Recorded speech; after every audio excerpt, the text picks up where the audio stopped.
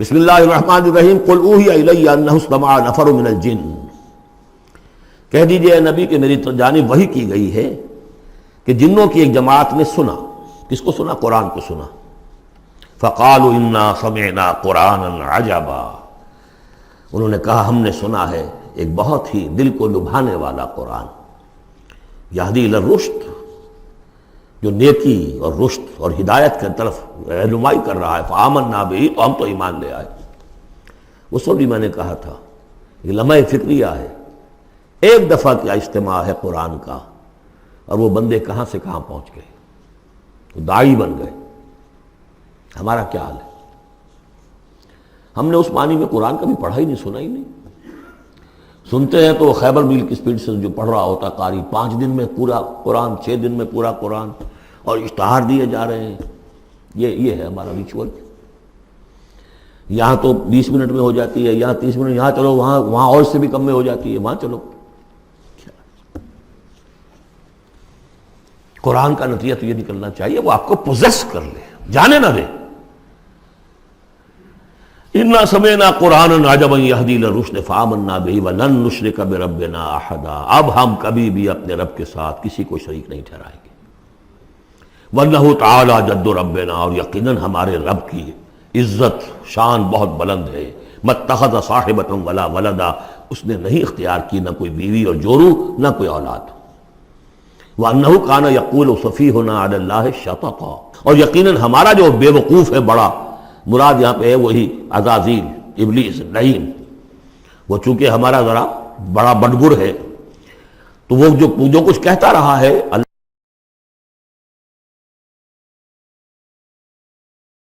وَأَنَّا ظَنَنَّا أَن لَّن تَقُولَ الْإِنسُ وَالْجِنُّ عَلَى اللَّهِ كَذِبًا، ہم تو اس گمان میں رہے، خوش گمانی میں، کہ جن اور انسان اللہ تعالیٰ کے اوپر جھوٹ نہیں باندھیں گے، لیکن وہ بدماش تو جھوٹ باندھتا رہا۔ ہم نے اپنی شرافت میں اس کی بات کو مان لیا۔ وَأَنَّهُ كَانَ رِجَالٌ مِّنَ الْإِنسِ يَعُوذُونَ بِرِجَالٍ مِّنَ الْجِنِّ فَزَادُوهُمْ رَهَقًا، اور یہ کہ جو انسانوں میں سے مرد ہیں وہ جنات کے مردوں میں کی حفاظت پکڑتے ہیں۔ یہ ہوتا تھا ان کا طریقہ، وہ سمجھتے تھے کہ بیابان میں جو ہے جنات رہتے ہیں اور وہ ان کے جو ہیں سردار بھی ہیں، تو اب راستے نے پڑاؤ ڈالا ہے جنگل میں، تو سب سے پہلے کہتے تھے کہ ہم اس جنگل کے، اس بیابان کے جنات کی ہم پناہ میں آتے ہیں۔ اب وہ سنتے ہوں گے یہ بے وقوف، یہ آدم کی اولاد، ہمارے تو جد امجد کو نکال دیا گیا جنت سے اس لیے کہ اس کو سجدہ نہیں کیا، یہ ہمیں معبود بنائے بیٹھے ہیں، ہماری پناہ طلب کر رہے ہیں۔ لہذا ان میں اور سرکشی پیدا ہو گئی، اور اکڑ گئے کہ یہ انسان ہو کر یہ ہماری پناہ مانگ رہے ہیں، ہم سے طلب کر رہے ہیں پناہ، تو اس سے ان کے اندر اور زیادہ سرکشی پیدا ہو گئی۔ وَأَنَّهُ كَانَ رِجَالٌ مِّنَ الْإِنسِ يَعُوذُونَ بِرِجَالٍ مِّنَ الْجِنِّ فَزَادُوهُمْ رَهَقًا وَأَنَّهُمْ ظَنُّوا كَمَا ظَنَنتُمْ أَن لَّن يَبْعَثَ اللَّهُ أَحَدًا، اور دیکھو انہوں نے بھی ایسا ہی سمجھا جیسا کہ تم نے سمجھا ہوا ہے کہ اللہ کسی کو نہیں اٹھائے گا۔ اس کے 2 معنی ہیں، یعنی بعد سے بعد الموت کوئی نہیں ہے، مرنے کے بعد جی اٹھنا نہیں ہے، اور یہ بھی کہ شاید اب اللہ کسی اور کو رسول بنا کر نہ بھیجے، أن يبعث الله أحدا، اس لیے کہ 600 برس بیت چکے تھے، وہ تورات سے واقف تھے جو سورہ احقاف میں تذکرہ آیا ہے۔ فترت وہی 600 برس، اور یہ طویل ترین وقفہ تھا نبوت کا کہ کوئی نبوت، کوئی رسالت دنیا میں نہیں ہوئی، تو ان کو یقیناً اس سے خیال ہوا ہوگا کہ بس اب ختم ہوا معاملہ، اب کوئی اور رسول نہیں آئے گا۔ وَأَنَّا لَمَسْنَا السَّمَاءَ، اور ہم نے ذرا ٹٹولا آسمان کو، ہم نے چاہا کچھ خبریں لے کر آئیں ذرا غیب کی۔ فَوَجَدْنَاهَا مُلِئَتْ حَرَسًا شَدِيدًا وَشُعُبًا، تو ہم نے تو پایا اس کو کہ وہ بھرا ہوا ہے سخت چوکیداری سے، اور انگارے رکھے ہوئے ہماری وہ ہمیں کھدیڑنے کے لیے۔ یعنی یہ کہ ہمیں معلوم ہو گیا کہ کوئی واقعی وقت ایسا ہے، کیونکہ یہ سارا انتظام خاص طور پر جب کہ وہی یہ نبوت آتی تھی تو اہتمام کر لیا جاتا تھا۔ عام حالات میں کوئی بات نہیں، روح اتر رہے ہیں فرشتے، اور یہ جو ہیں یہ آگ سے بنے ہیں، وہ نوری ہیں، یہ ناری ہیں، کچھ نہ کچھ ان سے یارانہ گانٹھ کے کچھ نہ کچھ ان سے لے لیتے تھے، یا یہ کہ اچک لیا، من استرق سرقۃ، کسی نے کوئی چیز جو ہے کہیں سے لے لی۔ لیکن اب جو ہم نے دیکھا ہے آسمان کو، تو واقعی وہاں تو بڑے سخت پہرے لگے ہوئے ہیں، یعنی کوئی نہ کوئی وحی کا سلسلہ ہے اور نبوت آنی ہے، اور وہ نبوت ہمیں تو مل گئی، ہم جا کر سنائے کلام اور ہم ایمان لے آئے۔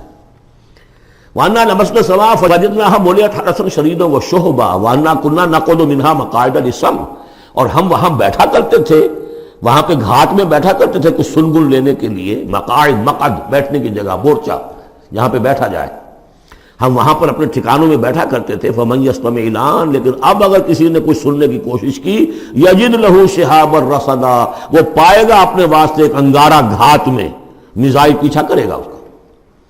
وَأَنَّا لَا نَدْرِي أَشَرٌّ أُرِيدَ بِمَنْ فِي الْأَرْضِ أَمْ أَرَادَ بِهِمْ رَبُّهُمْ رَشَدًا۔ معلوم ہوتا بہت بڑے عالم تھے یہ، تورات کے جاننے والے، انہوں نے ایک ایسی عظیم بات کہی ہے یہ، ہمیں یہ معلوم نہیں کہ آیا زمین میں بسنے والے ان انسانوں کی کوئی شامت آ گئی ہے یا اللہ نے ان کے لیے کسی بھلائی کا ارادہ کیا ہے۔ رسالت آئے گی تو دو ہی نتیجے ہیں،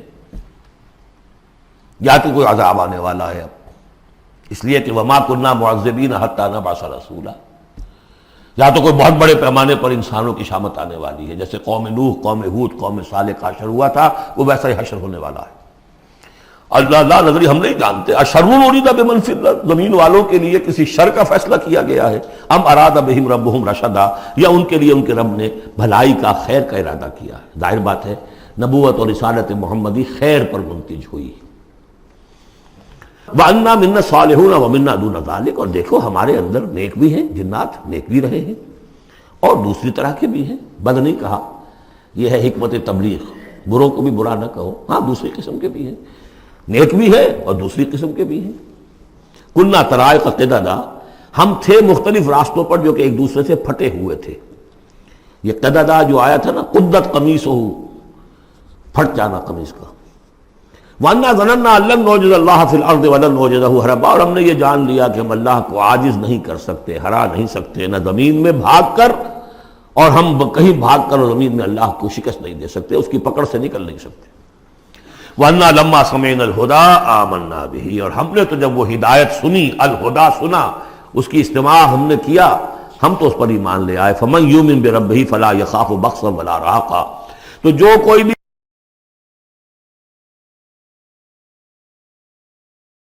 زبردستی ہوگی، کچھ زیادتی ہوگی، جیسے جیسے ان کے اعمال صالحہ ہیں، پورے پورے اللہ تعالیٰ ان کا اجر ان کو دے دے گا۔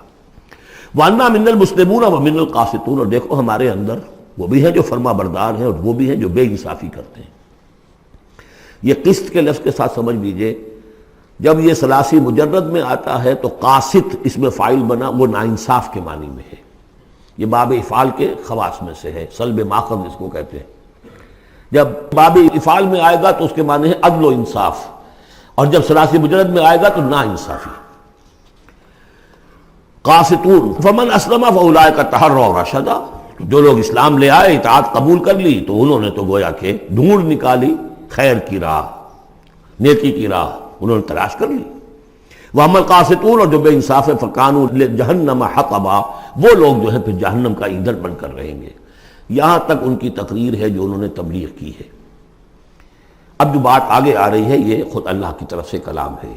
أَن لَوِ اسْتَقَامُوا عَلَى الطَّرِيقَةِ لَأَسْقَيْنَاهُم مَّاءً غَدَقًا، اور یہ کہ یہ اگر لوگ اپنے اس طریقے پر جو طریقہ انبیاء کا تھا، جو آدم نے دیا تھا، جو نوح نے دیا تھا، یہ چلتے رہتے تو ہم انہیں خوب پلاتے، پانی بھر بھر کر خوب سیراب کرتے ان کو۔ یہاں لفظ طریقت آیا ہے قرآن میں، شریعت، طریقت۔ ثم جعلناک علی شریعت من الامر، شریعت اور یہ طریقت، دونوں کا مفہوم ایک ہے، طریقہ اور شریعت، لیکن یہ کہ اس کا استعمال ہو رہا ہے کہ شریعت سے مراد لی جاتی ہے جو دین کا قانون ہے، اس کے ظاہری پہلو، قانونی پہلو، اور طریقت اسی کے باطنی پہلو کا نام ہے، کہ ایک نماز ہے، وضو کیسے کرو گے، کیا فرائض ہیں، کیا نوافل ہیں، کیا کام رہ گیا تو وضو نہیں ہوا، یہ شریعت بتائے گی، یہ آپ کو فقیہ بتائیں گے، یہ آپ کو مفتی حضرات بتائیں گے۔ لیکن نماز کی اصل روح تو ہے خشوع اور خضوع، حضور قلب، یہ پھر طریقت کی طرف منتقل کر دیا گیا، بدقسمتی سے پھر ان کو پھاڑ دیا گیا، وہ علیحدہ علیحدہ ہو گئے۔ یہ سب چیزیں یکجا ہونی چاہیے تھی۔ اور جو ہمارے اولین صوفیاء ہیں وہ بہت بڑے عالم بھی تھے، ایسے نہیں تھے کہ صرف صوفی تھے، وہ بہت بڑے مفتی بھی ہوتے تھے، بلکہ اولین کیا، اس دور میں بھی جو میں نے آپ کو بتایا تھا کہ قاضی صلاح اللہ پانی پتی رحمۃ اللہ علیہ، وہ مفتی بھی ہیں، مفسر بھی ہیں، محدث بھی ہیں، اور بہت بڑے مرشد بھی ہیں، میرزا مظہر جانے جانا شہید کے خلیفہ ہیں، اور یہ سب شیخ احمد سرہندی رحمۃ اللہ علیہ کا جو سلسلہ ہے، سلسلہ مجددیہ نقشبندیہ، اس کے بزرگ ہیں۔ وہ ہیں وہ جامع و صفات لوگ. لنفتنہم فیہ، اور یہ بھی جو ہم کو پانی پلاتے اور سیراب کرتے یہ بھی اس لیے تاکہ ان کو اور جانچے اور پرکھے اور امتحان لیں. ایک امتحان غربت میں ہے، ایک امتحان کمنگری میں ہے، ایک امتحان فاقے میں ہو رہا ہے، ایک امتحان ہو رہا ہے کہ کثرت سے ہم نے دے رکھا ہے. ومن یعرض عن ذکر ربہ، اور جو کوئی بھی اعراض کرے گا اپنے رب کے ذکر سے، یسلک عذابا صعدا، تو وہ چلے گا، وہ ڈال دے گا اس کو چڑھتے عذاب میں اللہ تعالیٰ، ایسے عذاب میں صعدا جس کی شدت بڑھتی چلی جائے گی. وَأَنَّ الْمَسَاجِدَ لِلَّهِ فَلَا تَدْعُوا مَعَ اللَّهِ أَحَدًا، اور دیکھو مسجدیں اللہ کے لیے ہیں. مسجد سے مراد مسجد سجدے کی جگہ بھی ہے، اور مسجد سے مراد سجدے کے یہ اعضاء بھی ہیں. یہ پیشانی اور یہ ناک اور یہ ہاتھ اور یہ پاؤں، ایڑیاں اور وہ پنجے، یہ سارے جو ہیں یہ سجدے کے جو جسم کے حصے ہیں. یہ مسجدیں بھی اور سجدے کی جگہ بھی للہ ہے، سب اللہ کی ملکیت ہے. فَلَا تَدْعُوا مَعَ اللَّهِ أَحَدًا، اللہ کے ساتھ کسی اور الہ کو مت پکارو. وَأَنَّهُ لَمَّا قَامَ عَبْدُ اللَّهِ يَدْعُوهُ كَانُوا يَكُونُونَ عَلَيْهِ لِبَدًا. اور یہ اب یہاں پھر قول آ گیا ہے انہی کا جنات کا کہ جب وہ عبداللہ کو ہم نے دیکھا وہ کھڑا تھا، وہ قرآن پڑھ رہا تھا، وہ نماز پڑھا رہا تھا. لما قام عبداللہ یدعوہ، اسے پکار رہا تھا اللہ کو، اللہ کا بندہ. کانوا یکونون علیہ لبدا، وہ تو ایسے ہو رہے تھے سننے والے گویا کہ اس کے اوپر ٹھٹ کے ٹھٹ جمع ہو جائیں گے وہاں پر، لیکن یہ کہ وہ ایمان نہیں لا رہے تھے. قل انما ادعو ربی، کہہ دیجئے اے نبی صلی اللہ علیہ وسلم، دیکھو میں پکارتا ہوں اپنے رب کو. ولا اشرک بہ احدا، اس کے سوا میں کسی اور کو شریک کرنے کے لیے تیار نہیں. قل انی لا املک لکم ضرا ولا رشدا، کہہ دیجئے مجھے کوئی اختیار حاصل نہیں ہے تمہارے لیے، نہ کسی نقصان کا اور نہ کسی راہ پر لانے کا، میں تمہیں ہدایت نہیں دے سکتا. وہ آیت یاد کر لیجئے، انک لا تہدی من احببت ولکن اللہ یہدی من یشاء. اے نبی آپ ہدایت نہیں دے سکتے جسے بھی چاہیں، وہ تو اللہ ہی ہدایت دیتا ہے جس کو چاہتا ہے. قل انی لن یجیرنی من اللہ احد ولن اجد من دونہ ملتحدا، کہہ دیجئے میں ہرگز نہ پاؤں گا کہ مجھے اللہ کے سوا کوئی پناہ دے سکے. یجیرنی من اللہ احد، اللہ کی پکڑ سے بچانے کے لیے مجھے کوئی پناہ دے سکے میں نہیں پاؤں گا. ولن اجد من دونہ ملتحدا، اور اللہ کے سوا میں کہیں جو ہے کوئی اپنا سر چھپانے کی جگہ نہیں پاؤں گا. الا بلاغا من اللہ،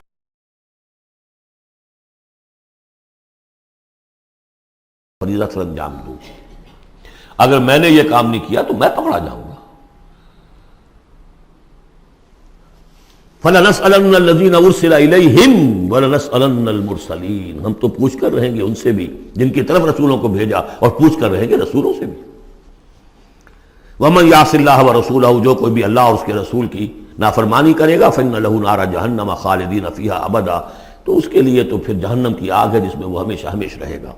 حتیٰ اذا رأوا ما یوعدون، یہاں تک کہ جب وہ دیکھیں گے جس چیز کی انہیں دھمکی دی جا رہی ہے. فَسَيَعْلَمُونَ مَنْ أَضْعَفُ نَاصِرًا وَأَقَلُّ عَدَدًا، اس وقت انہیں معلوم ہو جائے گا کون کمزور ہے مددگاروں کے اعتبار سے اور کون اقلیت میں ہے تعداد کے اعتبار سے. وہ تانے دیتے تھے نا کہ دیکھو محمد تمہارے پاس تو بیٹھے بھی ہوتے ہیں تو ہمارے کمی کاری بڑے لوور طبقات کے لوگ، اور وہ بھی چند ہوتے ہیں، دیکھو جا کے ابو جہل کی محفل بھری ہوئی ہے، بڑے بڑے لوگ بیٹھے ہوئے ہیں وہاں پر. اس وقت معلوم ہو جائے گا من اضعف ناصرا واقل عددا. یہ سورہ مریم میں بہت تفصیل سے یہ مضمون آیا ہے. قل ان ادری اقریب ما توعدون ام یجعل له ربی امدا، کہہ دیجئے نبی مجھے یہ معلوم نہیں ہے آیا جس چیز کا تم سے وعدہ کیا جا رہا ہے، جس چیز کی دھمکی دی جا رہی ہے. وعدہ اور وعید بنیاد ایک ہی ہے، اصل میں اصل الفاظ ایک ہی ہیں. وعید دھمکی، وعدہ لیکن حروف اصلی وہی ہے. آیا وہ قریب آ چکی ہے اسے، یا ام یجعل له ربی امدا، یا یہ کہ میرا رب اس کے لیے ابھی کچھ مہلت دے، کوئی تمہاری رسی دراز کرے، یہ میں نہیں جانتا. یہ سورہ انبیاء کے آخر میں بھی آیا تھا. قل ان ادری اقریب ام بعید ما توعدون، کہہ دیجئے نبی میں نہیں جانتا کہ جس چیز کا تم سے وعدہ کیا جا رہا ہے وہ قریب آ چکی ہے یا بھی دور ہے. عالم الغیب، وہی ہے غیب کا جاننے والا. فلا یظہر علی غیبہ احدا، وہ اپنے غیب پر کسی کو مطلع نہیں کرتا. الا من ارتضی من رسول، سوائے جس کو وہ چاہے اپنے رسولوں میں سے. یہ بہت اہم قانون ہے قرآن کا، اور اس میں سارا مسئلہ علم غیب کا حل ہوتا ہے. ایک بات تو یہ کہ ہمارے جو بھی بریلوی بھائی ہیں وہ بھی مانتے ہیں، 4 باتیں وہ مانتے ہیں. 3 میں نے ایک مرتبہ تحقیق کی تھی بڑی مفصل، جا کر بعد لوگوں سے ملاقات کی، ابھی میں طالب علم تھا. کہا دیکھیے ہم ثابت مانتے ہیں ہم اس بات کو، نبی کا علم ذاتی نہیں عطائی ہے، اللہ نے جو دیا وہی ہے، نبی کا علم قدیم نہیں حادث ہے، پہلے نہیں تھا پھر ہو گیا، اللہ نے دے دیا تو ہو گیا، اور نبی کا علم غیر محدود نہیں محدود ہے۔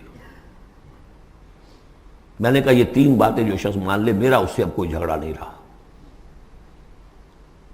لیکن ہمارے ہاں کچھ لوگوں نے ایک ڈیفینیشن کر لی علم غیب کی، علم غیب وہ ہے جو بغیر کسی کے بتائے خود حاصل ہو جائے۔ اس اعتبار سے تو میرے پاس بھی علم غیب ہے، نہیں یعنی کسی کے پاس کوئی علم ہے ہی نہیں، ہمیں دیا اساتذہ نے دیا، حضور کو دیا اللہ نے دیا، جبریل کو دیا اللہ نے دیا، اس معنی میں تو ذاتی علم تو کوئی بھی نہیں مانتا کسی کا، علم تو دینے سے ہوتا ہے۔ البتہ علم غیب کسے کہتے ہیں؟ وہ چیزیں جو ہماری نگاہوں سے چھپا دی گئی ہیں، وہ عالم غیب ہے، جنت ہے، دوزخ ہے، فرشتے ہیں، یہ سب کیا ہے؟ عالم غیب۔ تو نبیوں کو تو کچھ نہ کچھ حصہ اس کا دکھایا جاتا ہے تو نبی بنتے ہیں نا، ورنہ میرے اور نبی میں فرق کیا ہوا پھر؟ اگر میرا بھی علم وہی ہوتا ان السمع والبصر والفؤاد، تو میرے علم میں اور حضور کا بھی علم یہی ہوتا تو فرق کیا ہوا؟ حضور نے تو اس دوسرے علم کے اعتبار سے تو صاف کہہ دیا انتم عالم بامور دنیاکم، لیکن حضور کو معراج میں جنت دکھا دی، دوزخ دکھا دی۔ زمین پر رہتے ہوئے آپ نماز پڑھا رہے تھے، غالباً وہ جو کہ نماز پڑھائی جاتی ہے جبکہ بارش نہیں ہوتی، استسقاء کی نماز، اسی کے دوران اچانک ایک دفعہ آپ آگے بڑھے، لوگ حیران ہوئے کیا ہوا ہے، ایک دفعہ پیچھے ہٹے۔ لوگوں نے پوچھا بعد میں کہ حضور یہ نماز کا حصہ تھا، یعنی ہم بھی پھر اسی طرح کیا کریں اس نماز کے اندر؟ یہ فرمایا نہیں، اصل میں میرے سامنے جنت لے آئی گئی، اب بے اختیار میرا ہاتھ بڑھ گیا کہ میں اس کا پھل توڑ لوں، اور میرے سامنے اس کے بعد دوزخ لے آئی گئی اور اس کا جو بمکا آیا گرمی کا، اس سے میں بے اختیار پیچھے ہٹا۔ دنیا میں سیر کرا رہے ہیں، بہرحال یہ غیب ہی میں سے ہے۔ البتہ کل غیب یہ جو مانے اللہ نبی کے لیے وہ کافر ہے، اور وہ مانتے ہیں، بریلوی بھی مانتے ہیں، کل غیب کا کوئی سوال ہی نہیں۔ نبی کا علم محدود ہے، نبی کا علم حادث ہے، نبی کا علم عطائی ہے، تین باتیں مان لیجئے۔ باقی نبی کا علم کتنا تھا کتنا نہیں تھا یہ میں کون ہوں ناپنے والا اور آپ کون ہیں ناپنے والے؟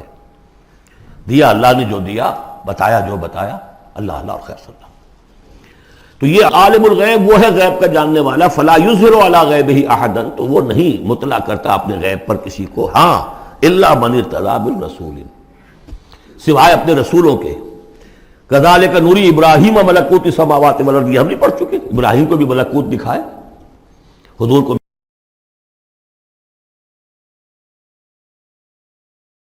من بین یدیہ ومن خلفہ رصدا، جس کو رسول بناتا ہے، غیب کی خبریں دیتا ہے، پھر اس کے آگے اور پیچھے وہ اپنے باڈی گارڈ رکھتا ہے، چوکیدار رکھتا ہے۔